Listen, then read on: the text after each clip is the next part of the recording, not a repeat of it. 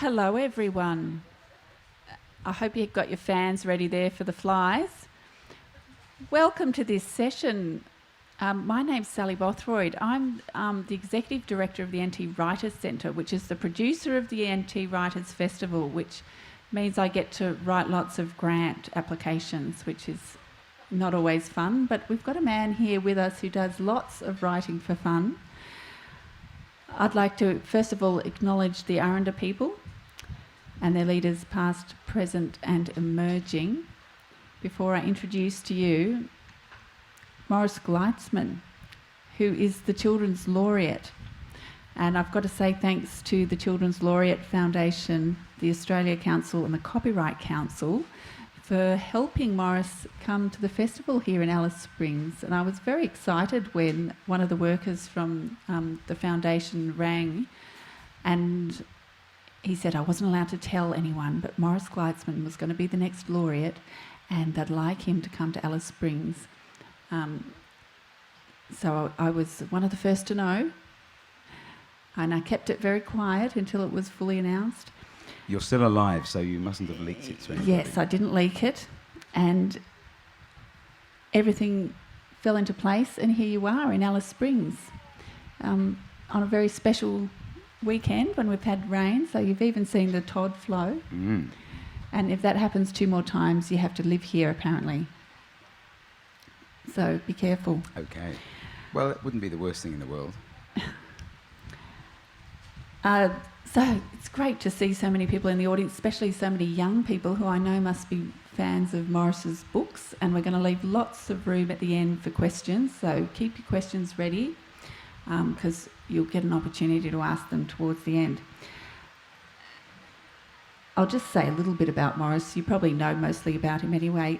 Morris Gleitzman came to Australia with his parents when his parents decided to emigrate, when Morris was quite a young man.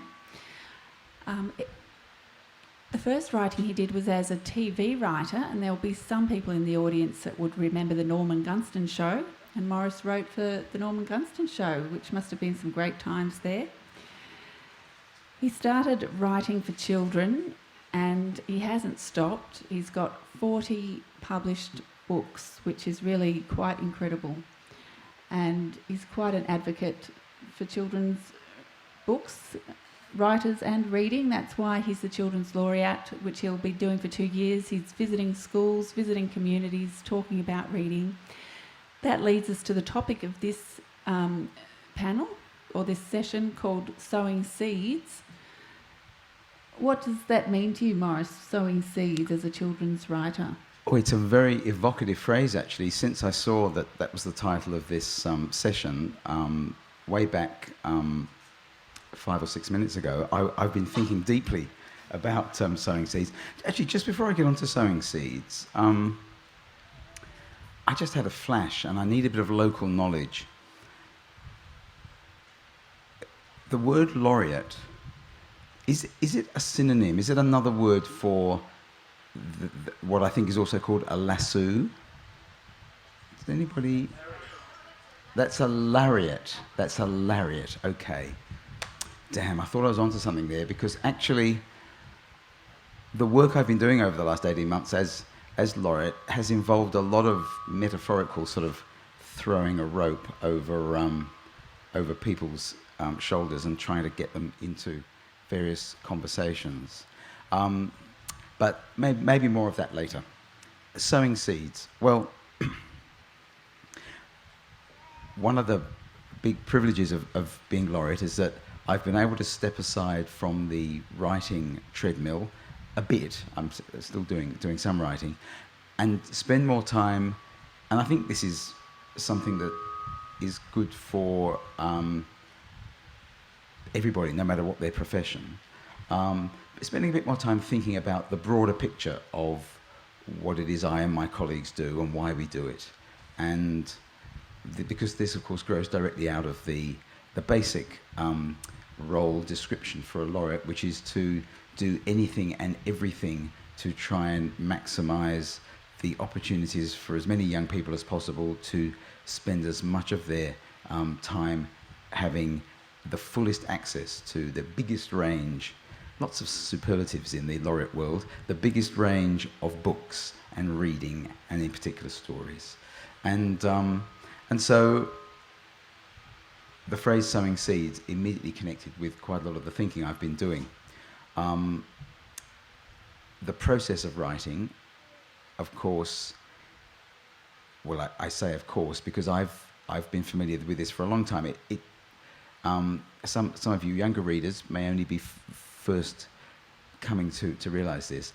The process of writing and reading are absolutely a part of the same process, and I actually now regard my readers as my collaborators, because when I moved from screenwriting, which was the writing I did for the first 10 years of my career, to writing stories that are shared through print, I realised that the thing I love most about reading and writing stories for the page is that they are full of spaces into which our readers' imaginations, our imaginations as readers, can enter. And so the first sort of seeds that are sown in a story are the seeds that are invitations to readers to grow those seeds themselves in their own imagination. In other words, writing's not, to stretch this metaphor a little bit further, writing's not a process of just creating fully grown forests and saying to readers, there you are, that's what you're getting. It is actually to share seeds, and each reader is going to grow a slightly different forest.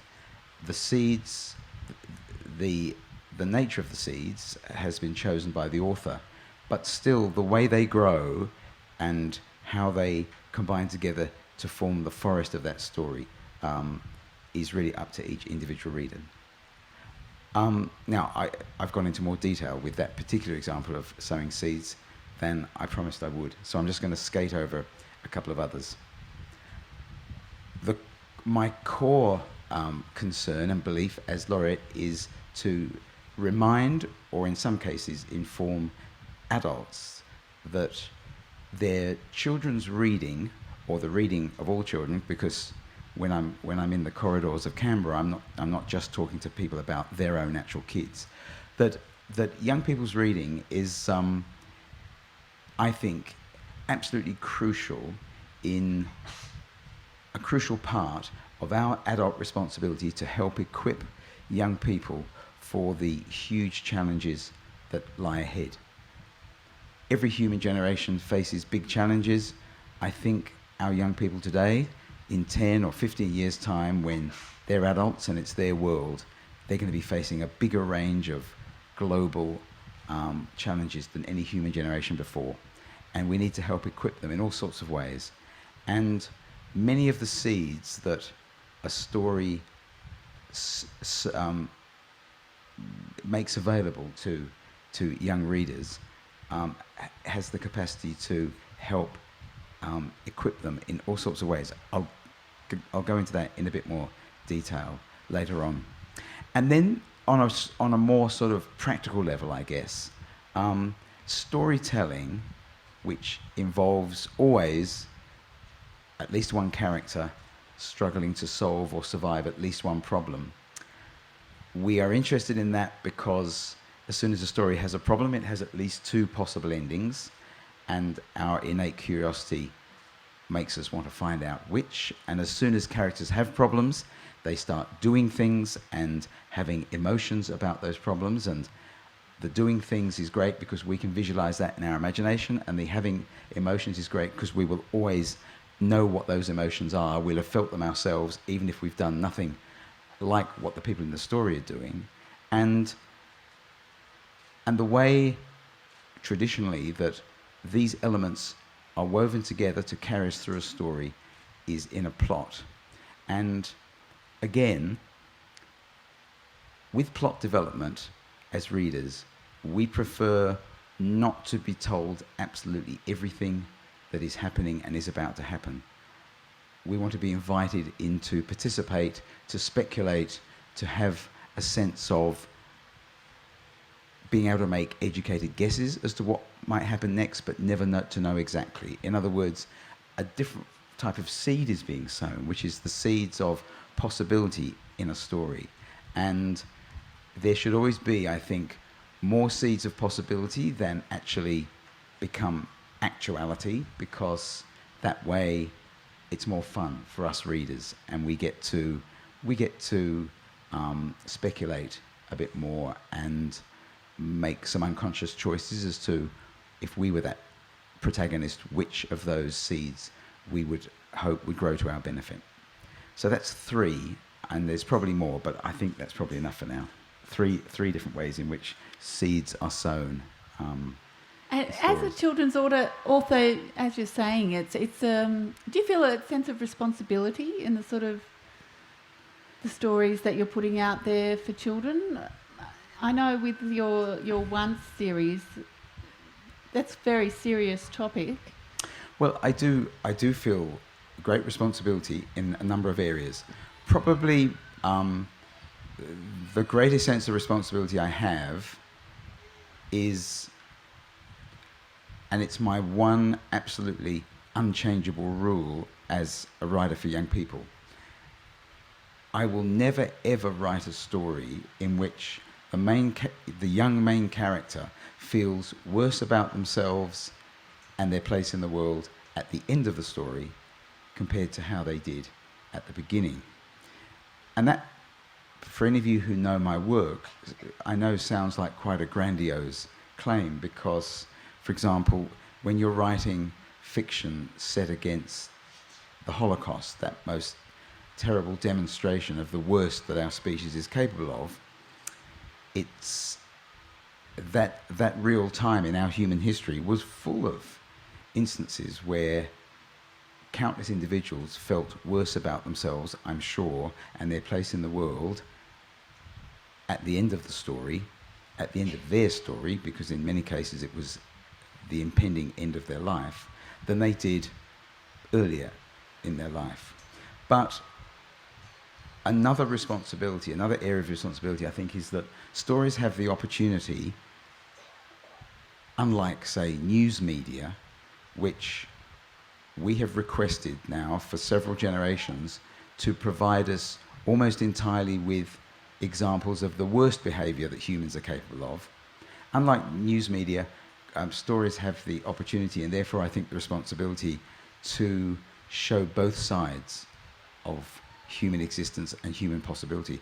And this was at the front of my mind when I embarked on the writing journey that became the Once series. It was to explore friendship in a slightly different way by placing that friendship in the middle of the most unfriendly behaviour I could countenance on the hugest scale. And that, of course, meant war, and that, I didn't even consider making up a war, because we have an oversupply of the real thing to work with. And I didn't have to make a list of real wars because of my own distant family connection with World War II and the events of the Holocaust. And was that a hard sell to get past your publisher? Were they on board with that? I wouldn't say it was a hard sell. I'm very lucky. My publisher at Penguin Random House, or they hadn't entered into a hyphenate marriage then, so it was just Penguin when I talked about this particular ambition of mine to write a story about a couple of kids in the Holocaust years. There was never an attempt to persuade me not to do it. There weren't any of those sort of subtle hints that maybe this would be a commercial disaster and a career-destroying mistake. I did notice that the day that I mentioned to my publisher that instead of the fairly light-hearted, at least on the surface, story of some children set in a contemporary Australian suburb, I decided my next book was going to be the story of a 10-year-old Polish Jewish boy struggling to survive the desire of the Nazis to kill him. There was, for the briefest moment, a dilation of my publisher's pupils, but it was only for a fraction of a second. and the alarm or the surprise that I guess caused that dissipated very quickly, and they were nothing but supportive after that. They may well have thought that this was going to be an author's indulgence. I'd already earned them quite a lot of money by writing them several books that had sold quite well, and they may well have thought, well, we can afford one dud because it'll still average out pretty well. And I guess it was it ended up being an object lesson to me, and I think to my publishers, about the inappropriateness of using commercial anxiety as a limiting factor on sort of creative desire, that once has become my biggest selling book. And having just recently read them and hearing you talk earlier today, you pay homage in the Once series to Richmal Crompton. I do, yes. Richmal Crompton was my favourite author when I was Felix, the main character in the Once series. When I was his age, or where he starts out in the series, at 10 years of age. In fact, from about 8, I think, I discovered Richmal Crompton's books in my local public library in the suburbs of London, and her character, William Brown, her main character, William Brown, was everything I loved in a character. Anarchic, a bit out of control, very sincere, always prepared to follow his passionate beliefs about how things should be, only half aware of the collateral damage he was causing in terms of anxious and distraught adults, the chaos and mess he was creating, because he was focused on the problem and focused on doing his very best to make the problem better. And although I didn't think I couldn't have expressed it in those terms back then, it was through reading those books, and she wrote about 38 volumes of these short stories. This unusual woman who, for the first part of her writing career, which started in the 1920s, she was the headmistress of a very posh girls' school in South London, and at nights and at weekends she would leave her impeccably dressed and largely well-behaved daughters of the gentry and go back to her suburban home and enter the mind and the feelings and the passions of a very different sort of child, the 10-year-old reprobate William Brown.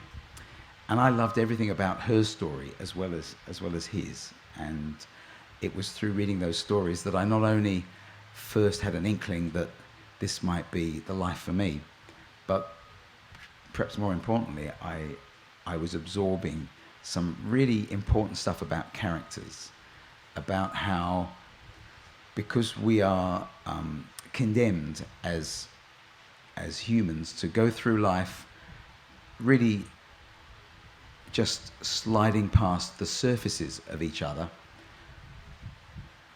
even in let me say a medium-sized community like Alice Springs compared to, say, Sydney or Melbourne, the average one of us here would still have a few hundred other individuals pass our gaze each day, and even if we're very gregarious and a very contributive member of our community, we are not going to know all those people to any great degree.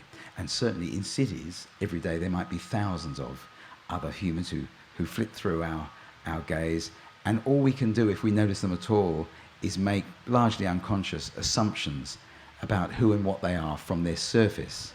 And one of the great things for me about stories is that they will always, if this story is to exist in our imagination, we're obviously going to want to keep turning the pages or watching it on a screen, and for that to happen, we must have been taken beneath the surface of the character. No matter how much we like action and shopping in our stories, what we absolutely must have is some sort of connection with the inner life of the characters. And so thanks to Richmond Crompton, I was able to learn at quite an early age, excuse me, that the surface appearance and even some of the behaviours of a character is far from the whole story. And I think it's very useful to us that we have this thing at the centre of our human discourse, which is stories, and they're there to remind us that even though we don't have the time or the mental or emotional power to go beneath the surfaces of most of the people we share a particular space with, excuse me,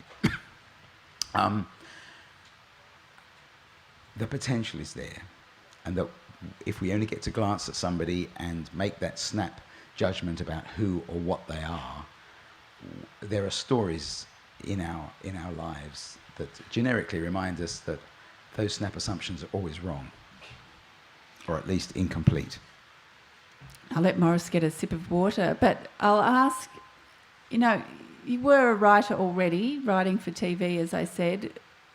Do you think it was that love of Richmond Crompton as a writer and as, the writer of the character William that inspired you to write? When and how did you get inspired to write your first book for children?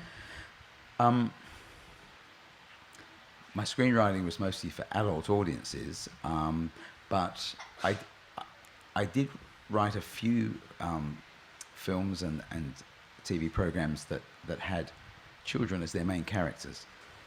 And I wrote a television film called The Other Facts of Life, which had just that, a 10-year-old boy as its main character, 11-year-old. And a book, while it was being filmed, I got a call from a publisher saying that she'd read the screenplay and she thought it would make a good book, and she knew the film would be on ABC, I think it was. She obviously figured that there are enough people who want to read a book version of a film that she could sell a few copies. I'd never even fleetingly thought of writing a book. I had a young family to support. I knew a couple of authors. I knew that scraping together any sort of income from full-time. I do beg your pardon. I've been on the road talking for over 3 weeks now, and I made the very silly mistake earlier this week of going to New Zealand. Oh, how I regret it. Where, along with the magnificent alpine views, is the sort of air that hurts authors' throats, I've discovered. So, hence, I'm now a bit of an embarrassment to myself.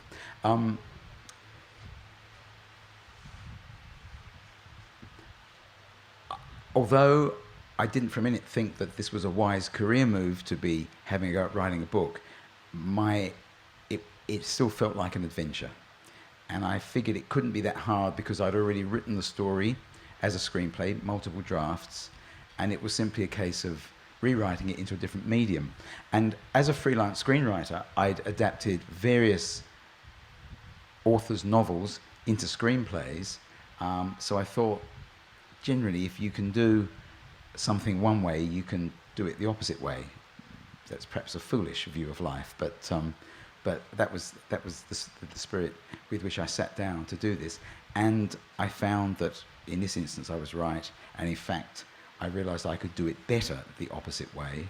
And when I discovered something I just mentioned briefly earlier, that compared to writing for the screen, where it's much more a case of almost every detail that could possibly be a part of the story visually is there for us because, as viewers, because an army of people, set designers and location scouts and all the rest of them have made sure that if, for example, a scene in a movie takes place in a marquee at a writers' festival, your establishing wide shot shows you everything. It shows all of you, it shows what you're wearing, whether you did your hair this morning or not, etc., etc. If I was writing this scene in a book, I would decide what was essential for the story. I would decide if it was a first-person book through the eyes of a young main character. I would decide how they would interpret and see the space and everything in it, and it would be a far from complete rendition of what is actually physically here. And what would then happen is that every single one of you who had experience with writers' festivals, lots for all of you, I'm sure, you would be, as you read, you would be bringing that experience to fill out, to the extent that you wanted to fill it out, what was actually going on. And it would make that story, to some degree, uniquely your story.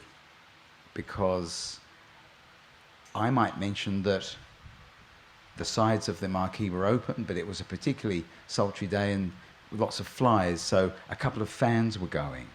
And different people would visualize those fans in different ways. And the fans, the nature of the fans might have some relevance metaphorically, or somebody might knock a fan over and, remove two typing fingers. And the fact that this is going to be experienced in a slightly different way by each of us as we read a story, I find that very exciting. It suddenly made a lot of filmmaking seem like that it was a bit authoritarian and a bit bullying, which is not to say you can't make films with lots of participatory spaces for the people watching to have their own interpretation and their own hopes and desires for what might happen next. But it's less likely, because the money that it takes to put a story on the screen almost inevitably requires that there be a very literal consensus between most of the people who are working on that film, and in particular the people who are putting up the money. Not a lot of money has to be put up to publish a book. It's and the freedom that comes with that is huge. And that freedom's getting bigger these days too, isn't it? What's your views on e-publishing and self-publishing? Well, it's incredibly exciting because, yes, never has publication been more available to more people.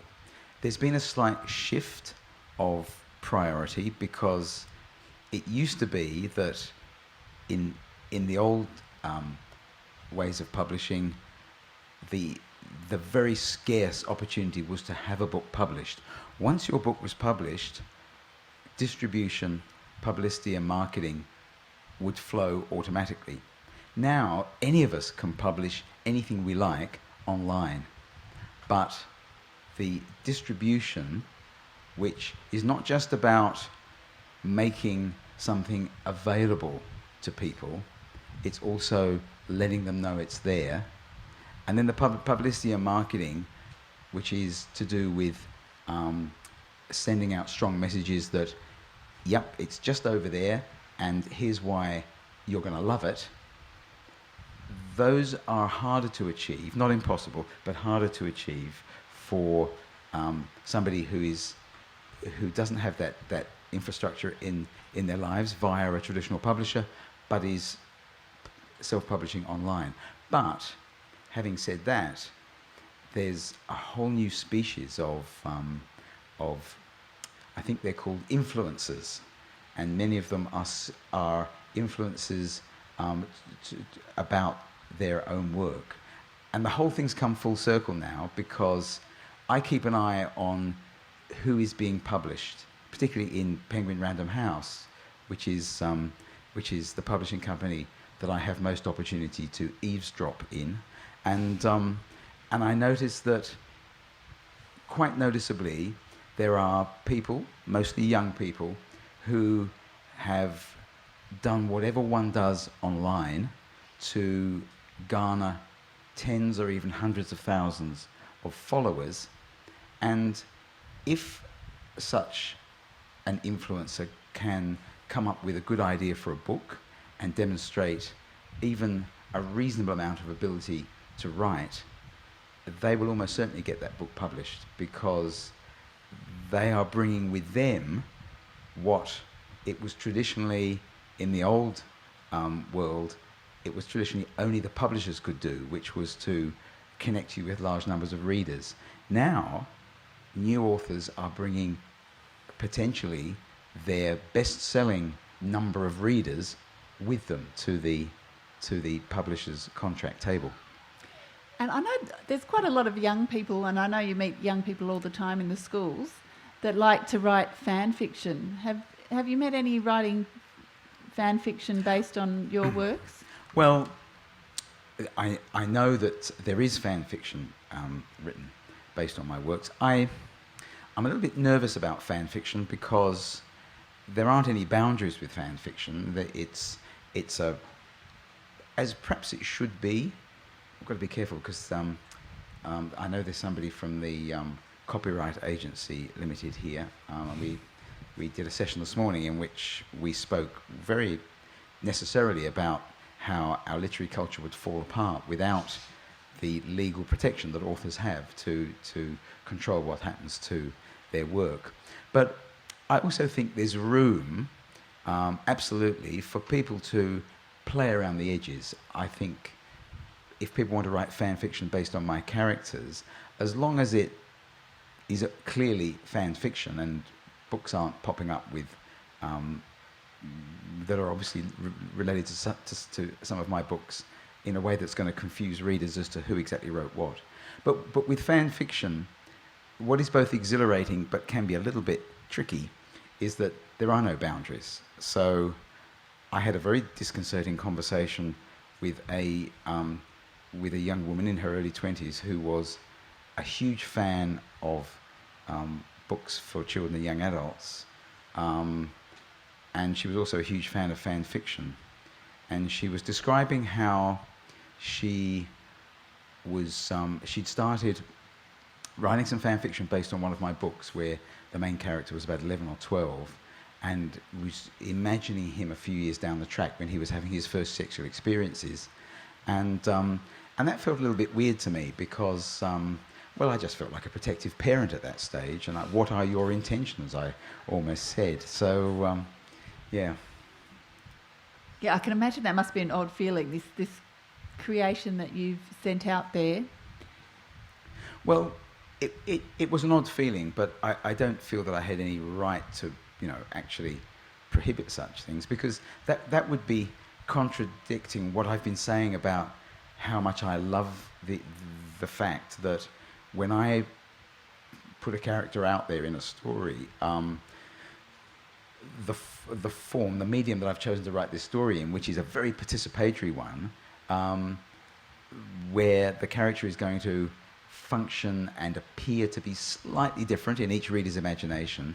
And many of my stories don't have a fully wrapped up, concluded ending either, because many of the problems that I write about in the lives of my young characters are simply not the sort of problems that can be credibly, totally solved and wrapped up in whatever period of time in the character's life the story extends through. So I very much like that there's an implicit invitation for readers to, if they choose, to continue the story in their imagination, to speculate and have fun or whatever with what some future possibilities might be for that character with that particular problem. And that's a form of fan fiction, I guess. So I don't see a great difference between that happening just in readers' imaginations or happening there and then being written down and posted somewhere, as long as wherever it's posted has the words fan fiction in great big letters at the top of the scroll. Now, I'll just ask a question about being the Children's Laureate. And I know that, yes, you've just told us you've been on the road talking to people here and there, losing your voice. Have you been writing at the same time, or is that...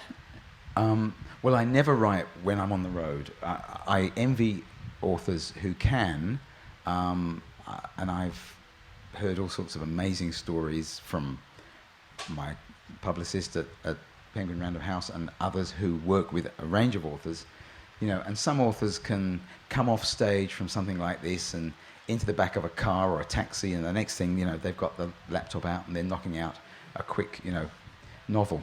And I don't know how that works, because it's a very different process for me to be to be inside my imagination with my characters and doing what I need to do in that situation compared to this. So we knew, my publisher and I knew that when I accepted this very enticing and wonderful opportunity to be the laureate, that my writing output would drop a fair bit. I usually do 3 books every 2 years, and I hope to do that. I would do 1 book in each of the 2 years of the laureateship, but the brutal and honest truth is that this year's book won't be published until the first half of next year. And this is partly because of it's a book that I did not want to rush in any way whatsoever. It's the 7th and final book in the Once series. So I owe it to this character who has given me so much of his life. And I owe it to readers who've given me so much of their lives, ploughing through 6 books, that I take the time to do exactly what I want to do with this final book. So it's been a sacrifice for you to be laureate, really, in a way? Well, not really, because I always think of sacrifices in terms of, the bottom line of a balance sheet. And yes,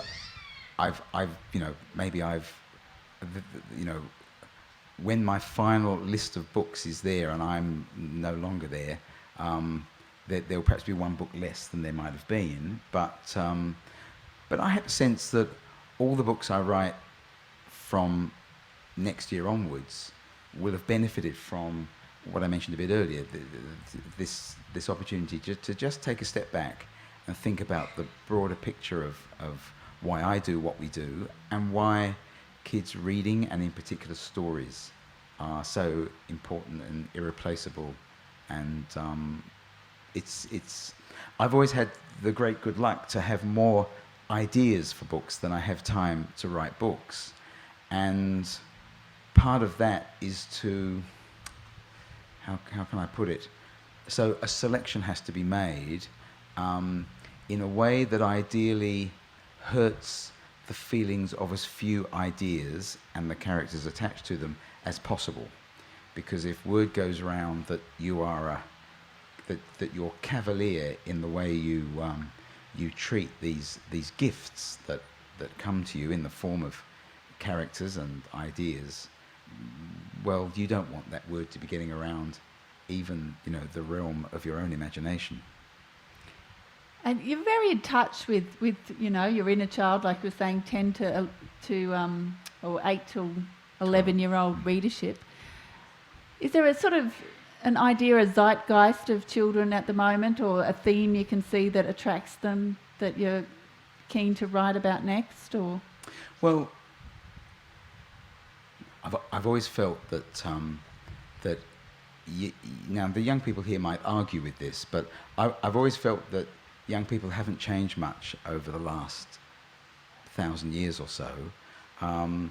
So much about their lives has changed in terms of what's available and what the opportunities are and the technologies that go along with that. But I think we humans have always wanted pretty much the same thing. And assuming that we've got some of the physical basics like food and shelter and the absence of people, enemies who want to kill us every hour of every day, assuming that that's all sorted, then we pretty much want love and recognition, and we want to be valued, and we want the opportunity to do the things that deep in our heart we know are worthy of being valued. And the sorts of problems I think we most like reading about, even if they have attached to them some big external physical dramatic jeopardies and lots of action and comedy, the stories we really like to read, young and old, is about those things being in jeopardy, how we feel about ourselves and our place in the world, how much we of the really important things we receive from people who care about us, and how much we're able to give to the people we care about, and complications that might exist impeding the flow either way of those things. Quite sort of basic primal stuff. And young people, of course, are also going through the same developmental stages that young humans have always been through, and there are aspects of that matter to them deeply, and that can create some fears and anxieties and doubts as well. Having said all that, I would say again, I think I said it a bit earlier, I think there is a different part to the lives of young people today. Just at a time when, courtesy of the oblong in their hands and in the hands of all their family members, young people today have a greater access to the wider world and much of what goes in it, or at least apparently so, because that little oblong in our hands is particularly good at reflecting surfaces to us, but sometimes falls a bit short in showing us what lies beneath the surfaces. But at least there are plenty of clues about what's going on in the big wide world. And just at the time when this is more available to young people today than it's ever been through human history, so do those glimpses of the wider world carry with them more worrying hints and suggestions that all is not well in so many ways and on so many levels.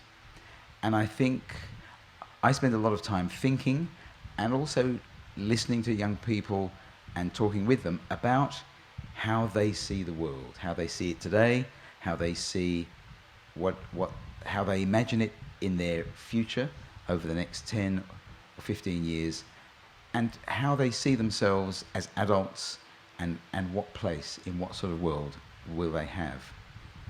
And there's always been anxiety as well as exhilaration for each human generation as they contemplate, the risks and the benefits of these unknowns. I'm pretty certain that that there may well be more anxiety and perhaps a little bit less exhilaration sometimes than there has for most human generations in the past, certainly across the board. Obviously, back through history, there were always, at any point in our history, there have been particular communities and particular groups of humans who are doing it really tough. And the children in those communities would have looked at their circumstances and their futures with great trepidation. But I have a sense now that at that time, and I can see a few people who are at that time at their lives now, that wonderful magic time between roughly the ages of, say, 8 and 11. It varies young person to young person. But it's that wonderful time when we are all starting to think for ourselves, but the hormones haven't yet started to fully distract us.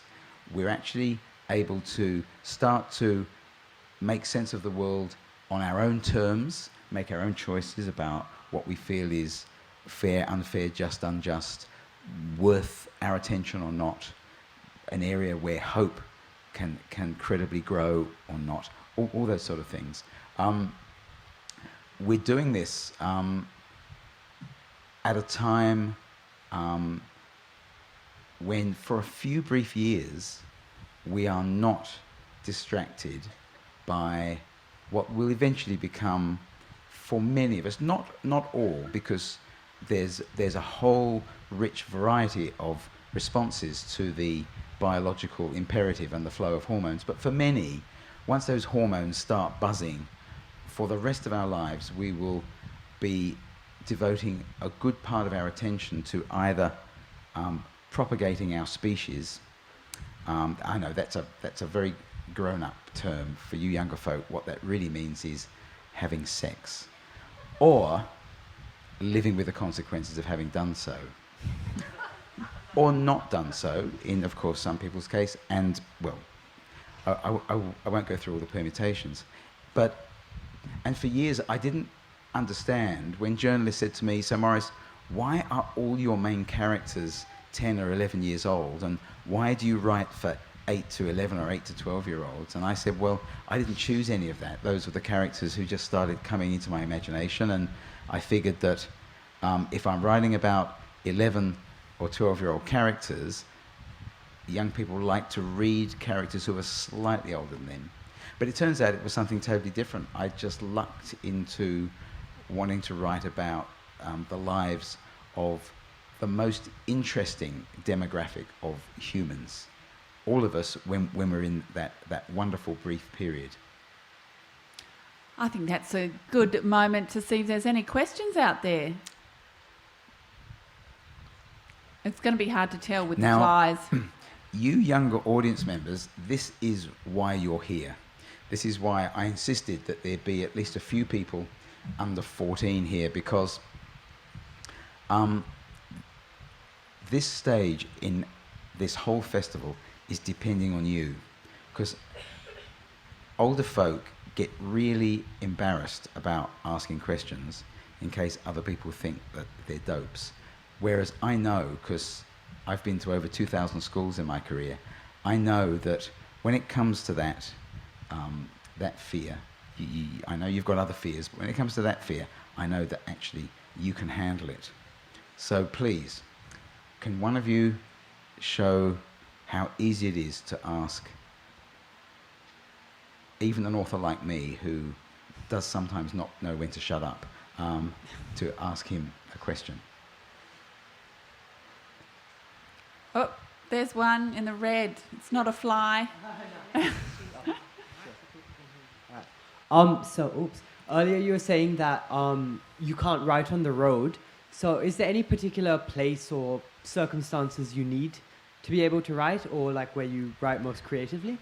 Good question. Thank you. I can in fact write in any physical circumstance. When I was writing for TV in particular, in fact, the series that was mentioned earlier, the Norman Gunston show, the whole thing was pretty much written on the road, because we went to Hollywood and we were doing humorous interviews with movie stars, but we often didn't know who we were going to get, because we did a lot of crashing into events that we weren't really meant to be at, and just, we would only know 15 minutes beforehand. So I was very lucky that I was able to develop the habits of just writing quickly and anywhere. So it's not so much the physical surroundings that prevent me from writing when I'm on the road like I am now. It's that it's a totally different mindset. I'm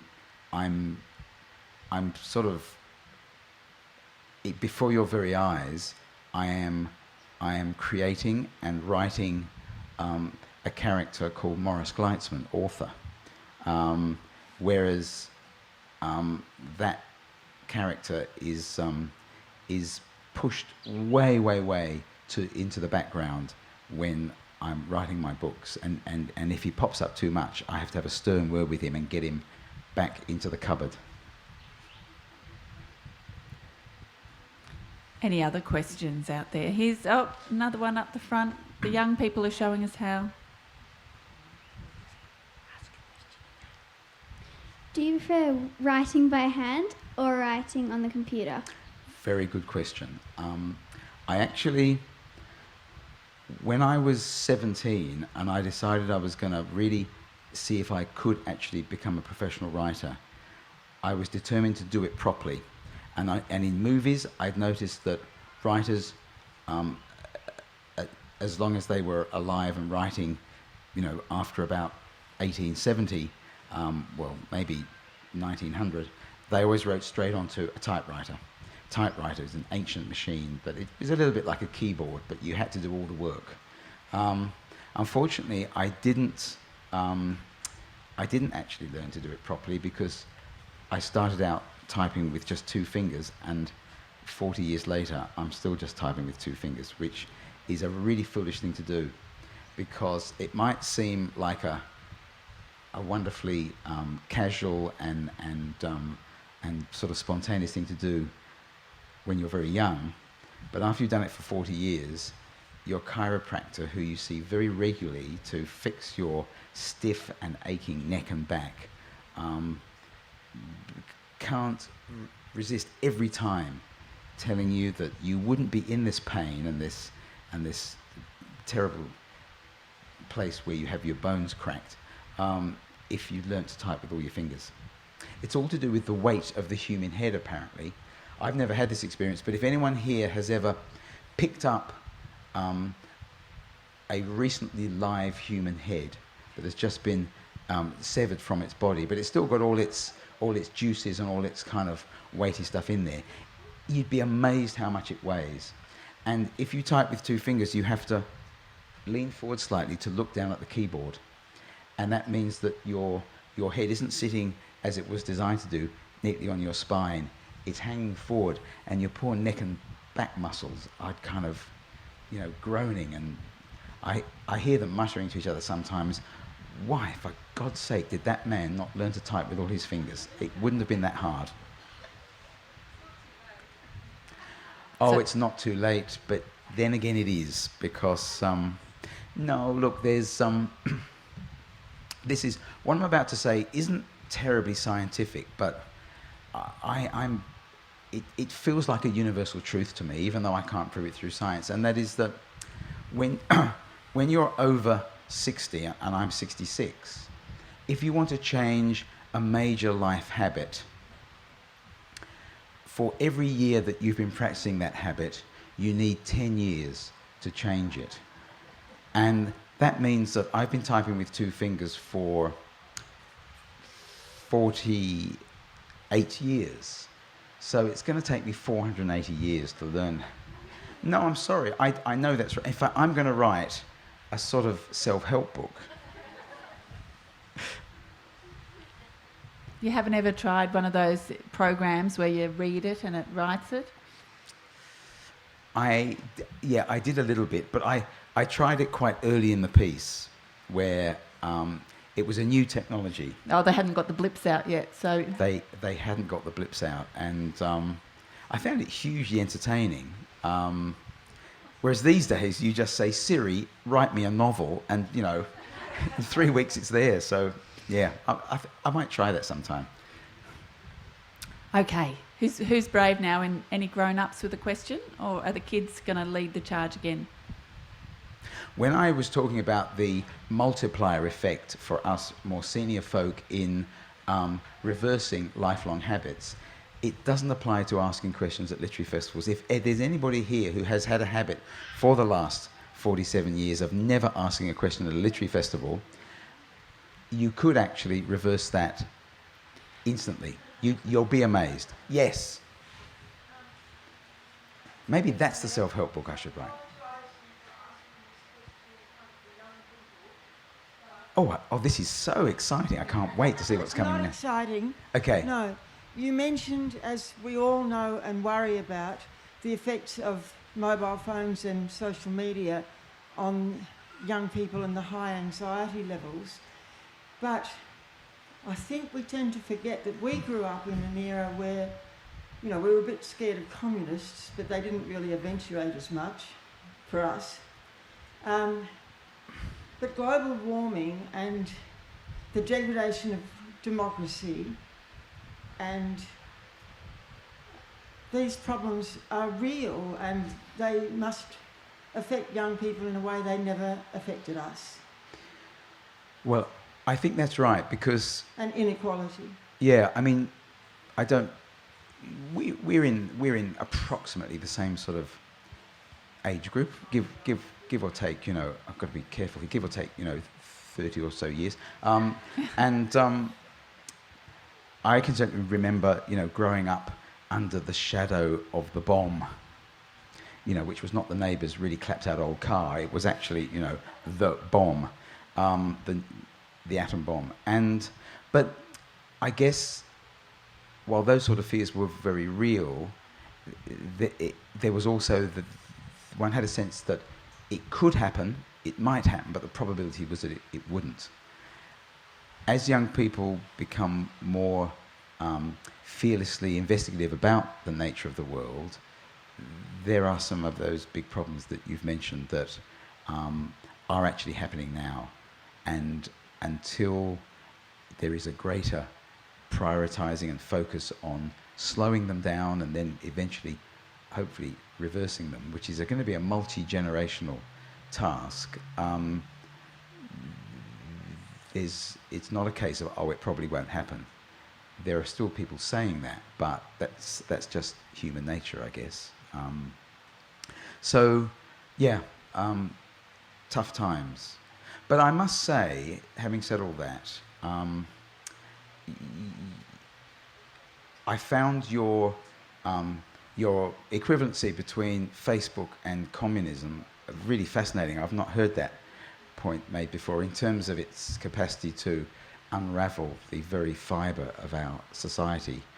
I think, well, look, this is just a purely personal view. I think most communists were well-meaning, and there were just a few shortcomings of human nature, organisationally and power, hungrily speaking, that sort of made all that a sadly failed experiment. Whereas Facebook, I think, has been utterly and completely evil from the first day. So, again, not a great circumstance for our young people. So you're not one of these authors that's big on social media. I'm not big on social media. In fact, I'm not anything on social media. Well, I'm a little bit bemused on social media because, without asking my permission, my publishers opened a couple of accounts years ago. For example, I've had a Twitter account for, I don't know, some number of years, and I think there's a couple of thousand people who are following me with patience that I find absolutely deeply touching and awe-inspiring, because I've never tweeted once. And Facebook, I've got what used to be called a Facebook fan page, except it's not even that, because it won't keep flies off. So, and I last posted on it, I think, 2.5 years ago. And that post was an apology to everybody who was still hanging around on it that I hadn't posted for 2 years before that. So, you know, no. Well, that frees up a lot of time for you. It does. For years, pre-Facebook, I wrote a weekly column for the Fairfax Press in the colour magazines that come out with the Sydney Morning Herald and the Melbourne Age, which was just a sort of a bit of fun. It was a silly, funny column about, I guess, often about things that I thought were important, but I did it through the prism of a fictitious and highly comedically exaggerated version of my own family, where you won't be surprised to hear that my son and daughter, even at the ages of say 3 and 5, were the wise people in the family, and their father most definitely wasn't.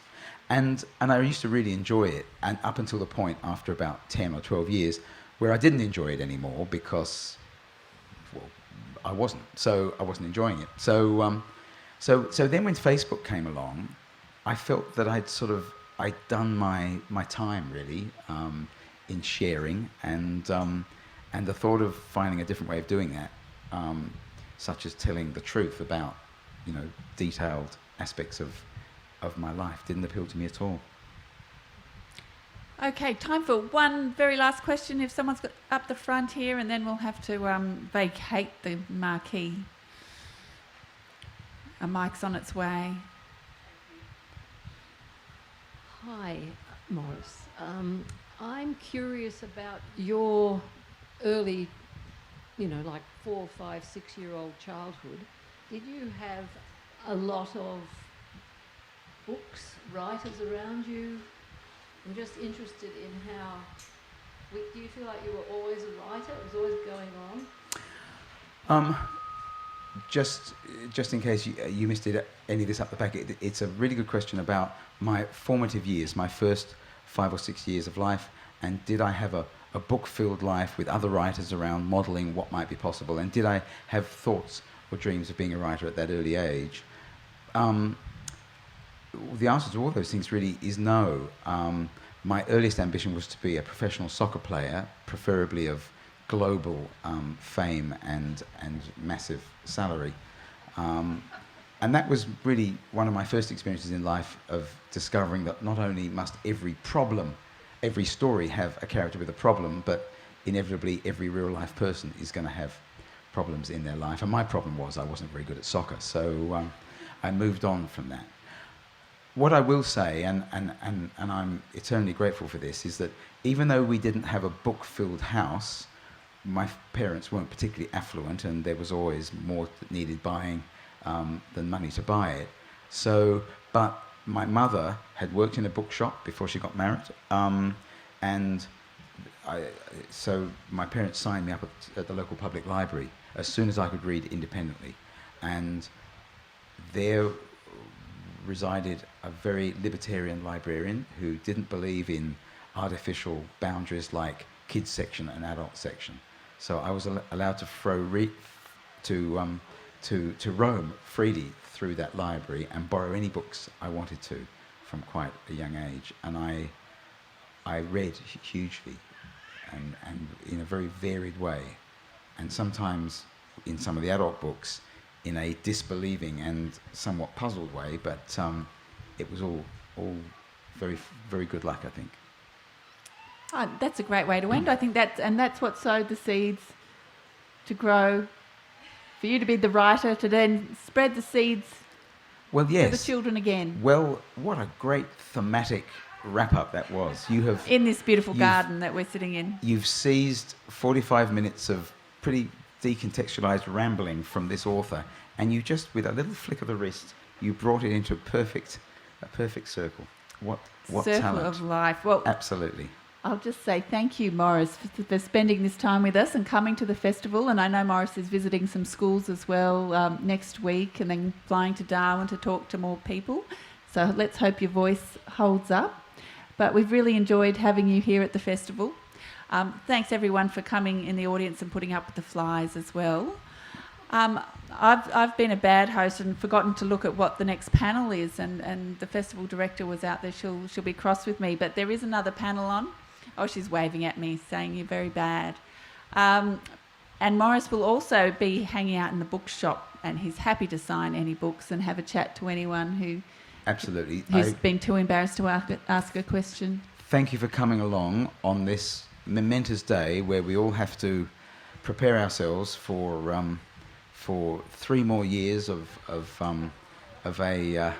a country that perhaps we weren't wholly anticipating. I'm sure in all sorts of ways we'll be recalibrating some of our, even if it's only to remember to drive drunkenly through town at least once a week, waving Fraser Anning's electoral colours out the window. I'm making no judgments here whatsoever. I'm just saying that I think we were all caught a little bit by surprise, whether we are currently delighted or feeling a little bit sad that foreigners can no longer buy property in New Zealand. I'll be very happy to continue any conversations you'd like and to sign anything you'd like me to sign over in the bookstore. Thank you very much for coming to this afternoon.